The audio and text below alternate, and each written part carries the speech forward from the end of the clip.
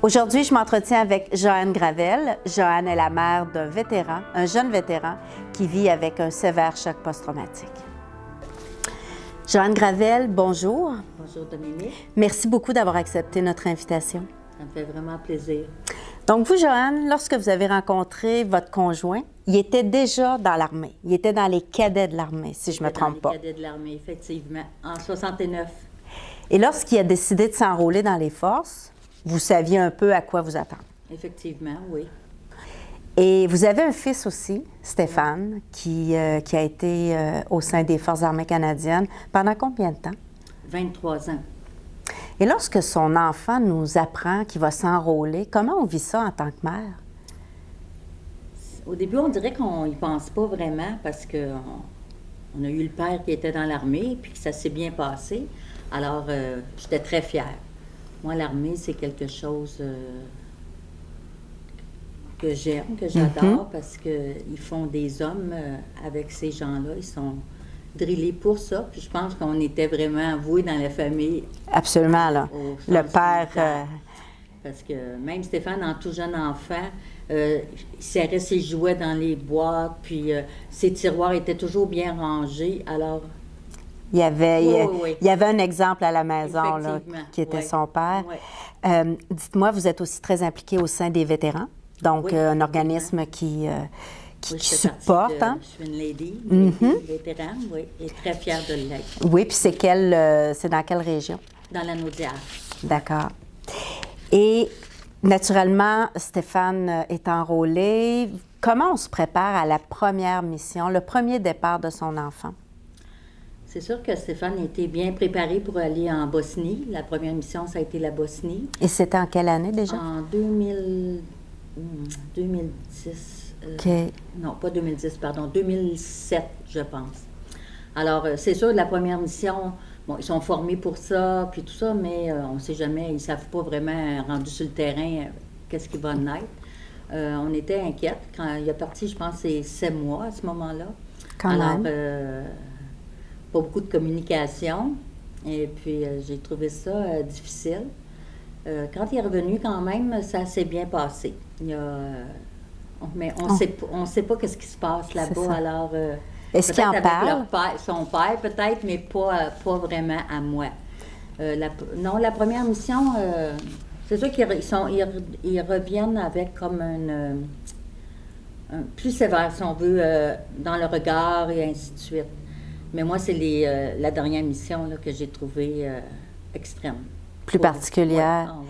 Mais parlez-moi justement de cette dernière mission. Parlez-moi de son départ. Comment on se prépare? Parce que là, il y en avait fait quand même quelques-unes. Oui, bien, il a fait Kaboul avant, à Kandahar.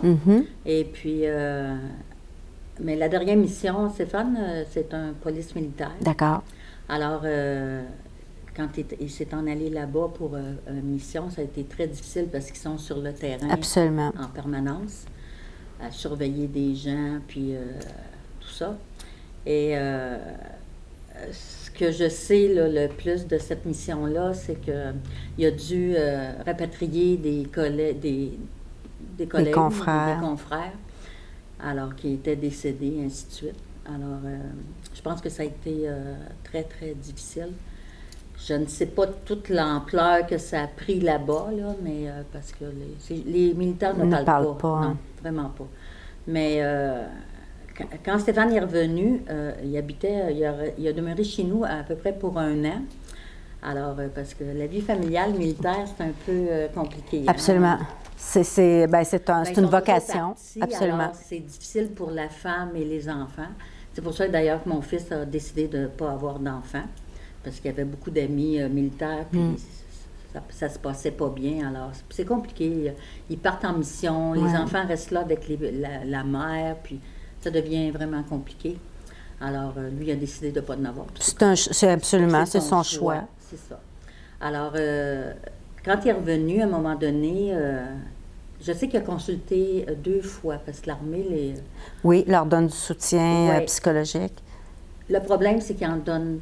Quand eux autres disent non, c'est correct, parce qu'un gars d'armée, c'est un fort, hein? Moi, c'était un Superman, là. Alors, c'est dans leur mentalité, ça, de dire on est capable. C'est pour ça qu'ils retournent en mission, parce qu'ils veulent vraiment...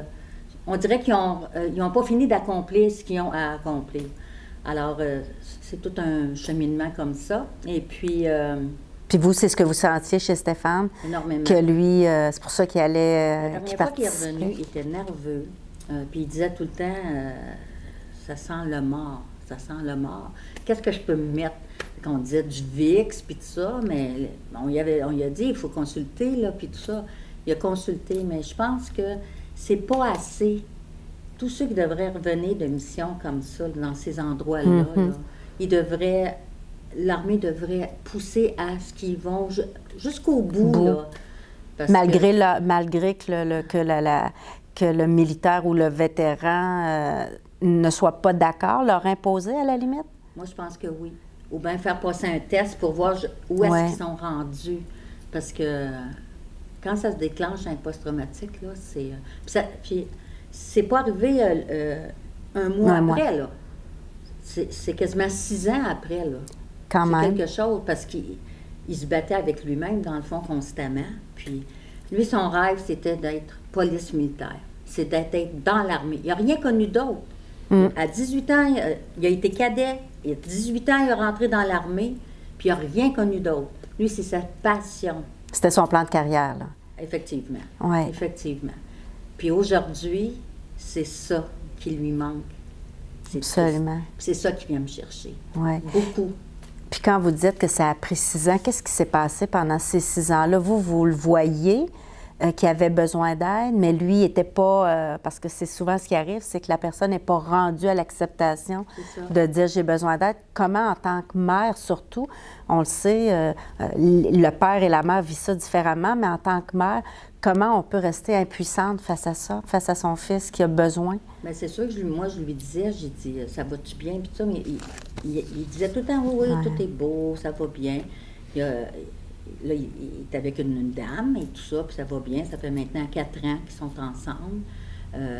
C'est ça, il était à Longue Pointe il y a 1 an de ça. Puis là, comme ils disent, ils ont mis le genou à terre, là, parce que c'était plus vivable, cette situation-là. C'est sûr que dans l'armée, des fois, il y a des supérieurs qui sont là qui vont être plus brimants que d'autres personnes. Alors, je pense que ça a fait quand même un peu déborder le vase, là. Mais il traînait son bagage, là, quand même, d'un certain temps. Absolument. Quand il a vécu toute seule à Mascouche, on arrivait chez lui, là, puis il y avait une baïonnette avec un casque de fer, parce qu'il était encore dans l'armée. Puis il mettait ça à côté de sa porte d'entrée, parce qu'il lui disait, si jamais quelqu'un entre, moi, je vais l'entendre. Fait qu'il a vécu comme ça, à peu près 2 ans. Il était à Mascouche 2 ans, alors il a vécu comme ça pendant 2 ans. C'est un gars qui s'est toujours entraîné beaucoup. De toute façon, quand tu es dans l'armée, il faut que tu t'entraînes. Tu n'as pas le choix. Mais à l'extrême comme ça, c'était vraiment... Mais c'est ça, lui, en dormant pas dans la nuit, les gros cauchemars puis tout ça, on dirait qu'il voulait tout... Tout oublier. Oui. Mais à ce moment-là, il faisait encore partie des forces, là. C'est 1 an après tout ça, là, ça fait pas 1 an qu'il est retraité. Il est retraité depuis le mois d'avril 2017. OK, fait que c'est quand même tout récent, là. On est en juin. Oui, et c'est pour lui, pour lui et pour moi, je trouve ça... vous savez, une maman, là, ça a une fierté. Puis sa fierté, c'était mon fils, en étant... parce que toute sa vie, il a voulu être police militaire. Il a commencé à rentrer dans l'armée, il était cuisinier, parce qu'il a commencé comme ça. Puis les postes s'ouvraient, mais ça donnait jamais que lui...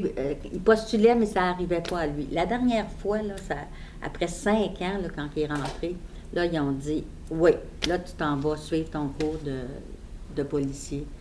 Ça a été le comble de sa vie, là, honnêtement. Et puis, fait que lui se voyait, là, police militaire toute sa vie, là, comme son père finir. Il se voyait comme ça. Ouais. Alors, il est venu à bout de le faire. Mais ce qui lui manque aujourd'hui, c'est ça. Ce qui lui manque aujourd'hui, c'est... lui, il aurait continué sa carrière, mais il n'était plus capable. Et c'est comme... il disait Superman a rendu l'âme, là, si on veut. Alors, c'est ça que je trouve. Et dans ces moments difficiles, qu'est-ce qu'on dit à son enfant pour essayer le plus de l'encourager? Parce que j'imagine que qu'il a quitté les forces, qu'il est devenu retraité officiellement, ça a dû être un moment très difficile pour lui. Très difficile, énormément.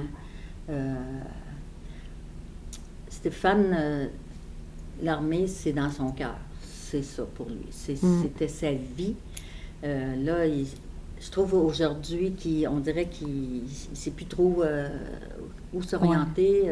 Est-ce qu'il se dit, est-ce que je vais être capable de travailler un jour? Moi, je suis très pieuse, là. Je prie à tous les jours pour qu'il guérisse de ça, même si tout le monde dit qu'on ne guérit pas d'un post-traumatique, on apprend à vivre avec. Mais moi, je prie tous les jours parce que c'était pour sa dignité à lui. Sa dignité, c'était ça. Absolument. Alors, c'est lui qui m'entend en haut. Qui va régler ça. Qui va régler ça, oui, effectivement. Il a été très chanceux parce que les forces lui ont permis d'avoir un chien d'assistance. Parce que là, Stéphane était rendu qu'il rentrait à l'épicerie puis tout ça, puis il était tout le temps comme ça en arrière de lui pour voir. Ça devient agressant. C'est comme on va au restaurant, il faut toujours qu'il soit assis devant la porte. C'est compliqué, là. Absolument. Alors, puis les foules, il y avait énormément de misère. Mais là, ce chien-là, son petit blitz, là.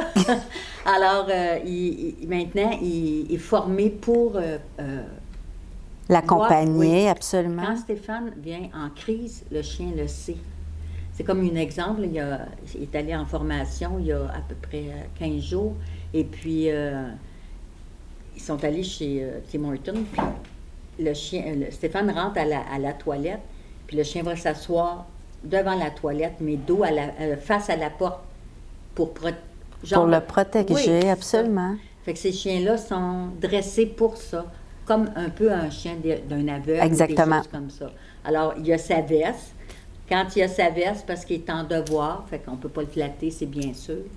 Mais j'en reviens pas, le peu de temps, ça fait pas longtemps, ça fait un mois qu'il a son chien. C'est incroyable. Incroyable. Puis vous voyez un changement chez Stéphane? Pas encore, mais je vois que c'est un allié. Là. Absolument. C'est comme dans l'armée. Son partenaire à côté, c'est son allié. Là. Tout à fait. Alors, son chien, c'est son allié. Puis je trouve que, oui, je pense que ça va faire un grand bien. Il devrait en avoir plus qui puissent avoir des chiens d'assistance. Tout à fait. Ouais. Dites-moi, en terminant, Joanne, si vous aviez un message à livrer en tant que maman, ça serait lequel? Je pense que c'est d'être à l'écoute énormément. Je demanderais aussi aux intervenants, soit dans l'armée ou les anciens combattants, d'aider les gens. Il y a tellement de suicides, là, c'est incroyable. Il y a eu beaucoup de morts, mais autant de suicides, là, ça n'a aucun sens. Ces gens-là, c'est trop long, le processus là, de remplir les documents, puis des fois, ils ne savent pas comment, ça devient compliqué. Stéphane, il a eu de l'aide, je l'apprécie énormément. Alors, peut-être que lui aussi, un jour, il va être là pour donner de l'aide comme bénévole, bien évidemment, mais ils ont besoin. Puis, quand ils reviennent de mission, l'armée devrait s'assurer que la personne va bien. S'assurer dans le sens de faire passer peut-être un test ou des choses comme ça. Moi, ma fille est infirmière, fait que c'est ça qu'elle me dit. Elle dit, maman, ils font pas, c'est pas assez long. Hein. Deux séances, c'est pas assez. Voyez-vous, là, 28 pilules par jour, c'est terrible.